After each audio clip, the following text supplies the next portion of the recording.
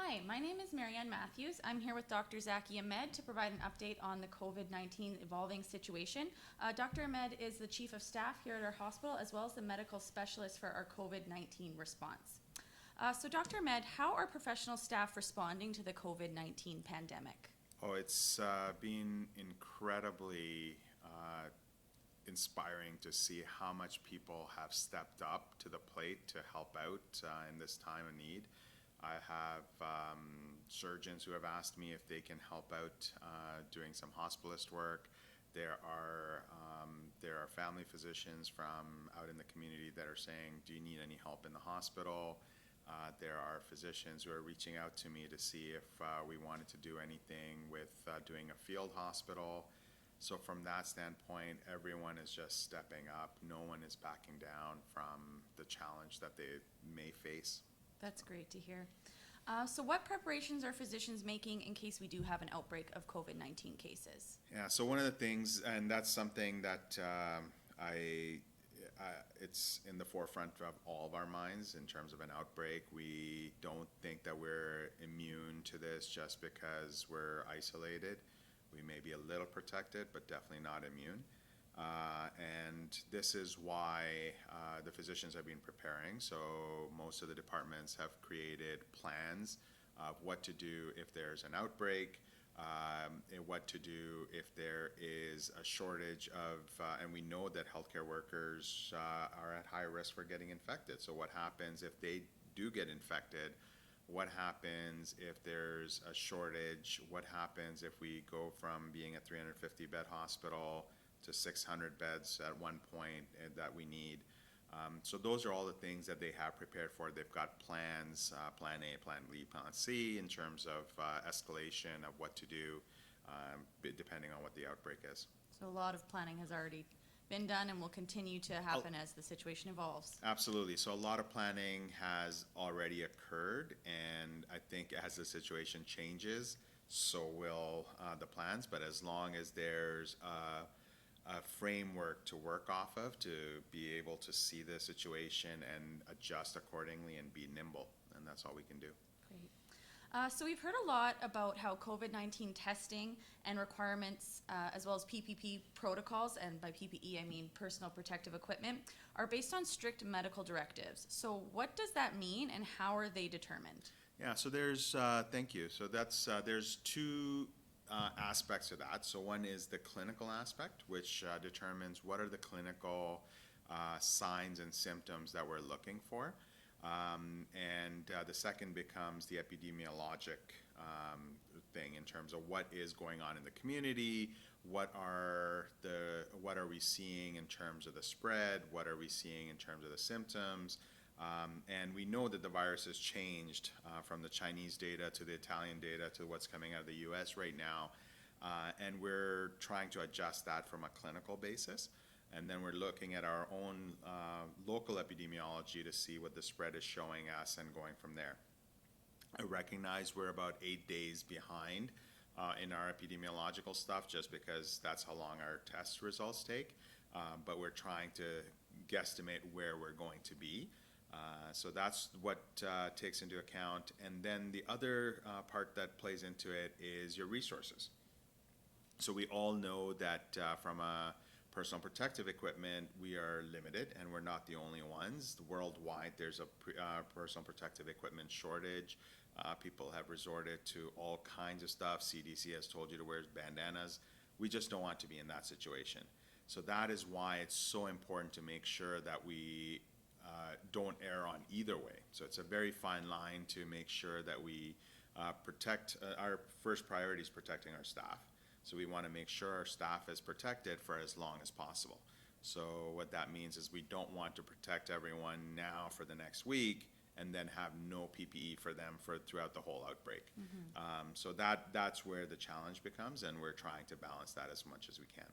So do a lot of these medical directives come from different levels of healthcare, may it be Health Canada, provincial public health, and then are they adapted then to be specific for our hospital? Correct. Okay. So that's exactly what happens. So WHO puts out recommendations, then the Ontario Health and the Public Health Ontario put out recommendations, And then we take that both and in conjunction with the Thunder Bay District Health Unit, because they're the ones who are looking at the epidemiology and they're the experts.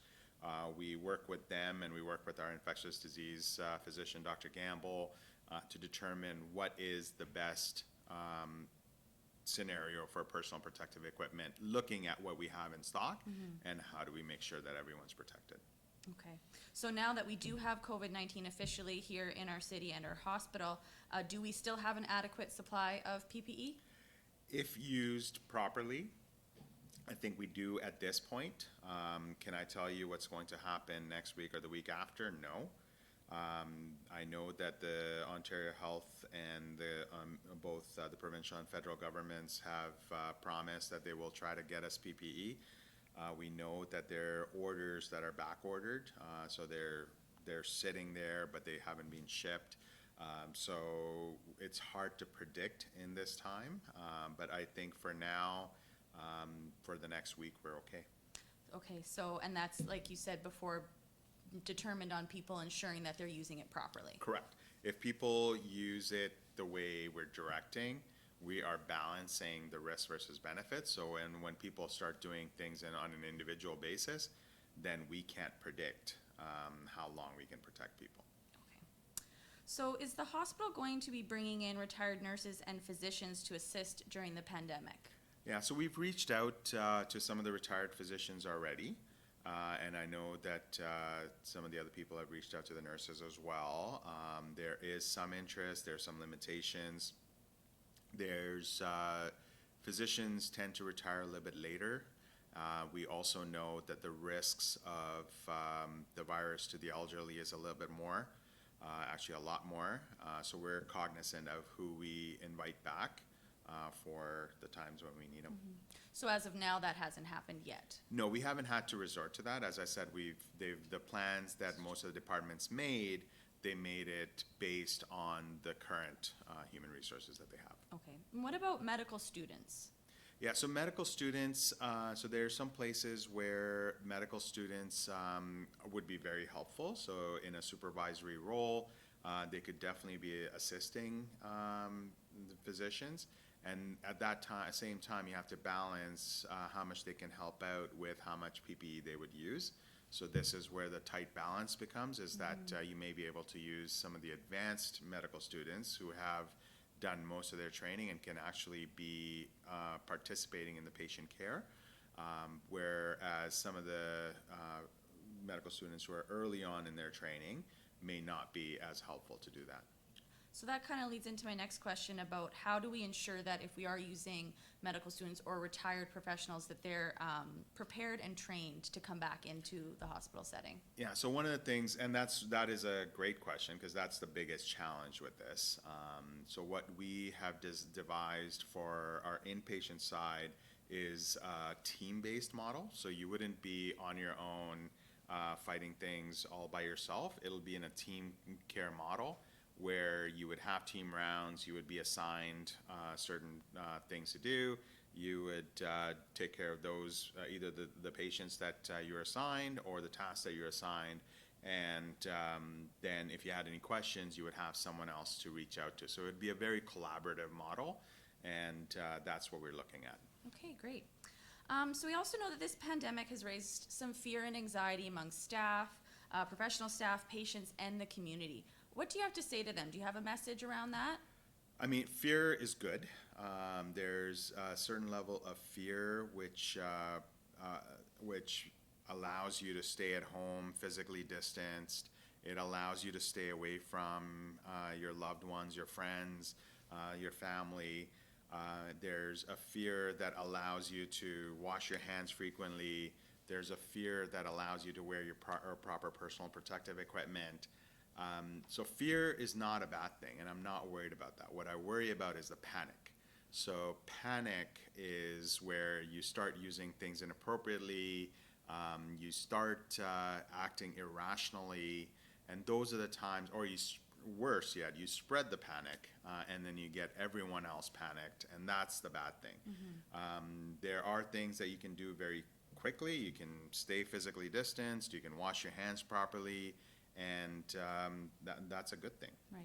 And so for the fears specifically for staff and professional staff, it would kind of link back into your message before about how we've prepared for this and a lot of planning has taken place. So would you think that we are prepared and we are adequately, I guess, prepared to deal with this? I mean, only time will tell. I think we've done as much preparation as we can with the information we have today.